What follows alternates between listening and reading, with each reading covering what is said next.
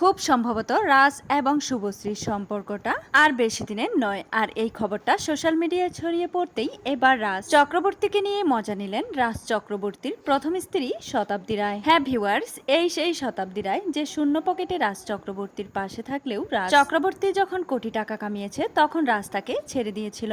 তাই তো সোশ্যাল মিডিয়ায় দীর্ঘ এক স্ট্যাটাস শেয়ার করে শতাব্দী রায় জানালেন, কিরে কেমন লাগছে রাজ? আমারও ঠিক এরকমই লেগেছিল, ঠিক এই রকমই, বুঝলি তো। হিস্ট্রি রিপিটস বুকের বাদিকটা কেমন যেন চিনচিন করছে, তাই না? আমারও করেছিল ঠিক 13 বছর আগে। আজ তুই যে জায়গায় দাঁড়িয়ে, আমি অনেক আগেই হেঁটেছি সেই পথ ধরে। তোর বুকের বাদিকে চিনচিনে ব্যথা আমারও খুব চেনা, ঠিক একই পথ ধরে হেঁটেছি।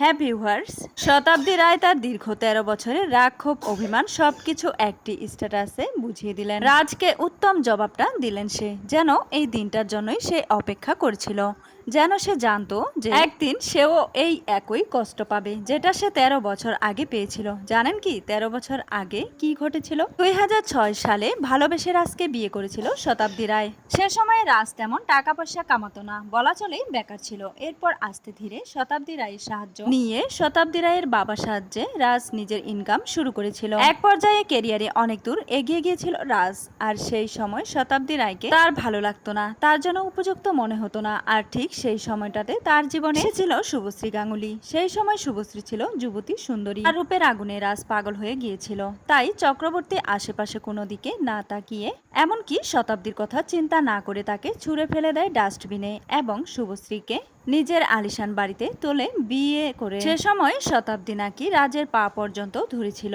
যাতে রাজ তাকে ছেড়ে না যায়, সে রাজের উপযুক্ত হয়ে দেখাবে। কিন্তু রাজ কোনো কথাই শুনেনি, সে শুভশ্রীর প্রেমে মত্ত ছিল। তাই তো আজ যখন শুভশ্রী দেবের সাথে ঘনিষ্ঠ হয়ে পড়েছে, রাজকে ছুঁড়ে ফেলে দিচ্ছে, ঠিক তখন রাজকে উচিত কথাটা না শুনিয়ে পারল না প্রাক্তন স্ত্রী শতাব্দী রায়। রাজকে উদ্দেশ্য করে তার স্ত্রী জানিয়ে দিল, ব্যথাটা আমি একদিন পেয়েছিলাম, তখন আমার কষ্টটা তুমি শুনতে আসনি। কেমন লাগে নিজের প্রিয় মানুষ অন্যজনকে ভালোবাসে, অন্যজনকে বেশি প্রায়োরিটি দেয়? আমারও ঠিক একই ব্যথা হয়েছিল।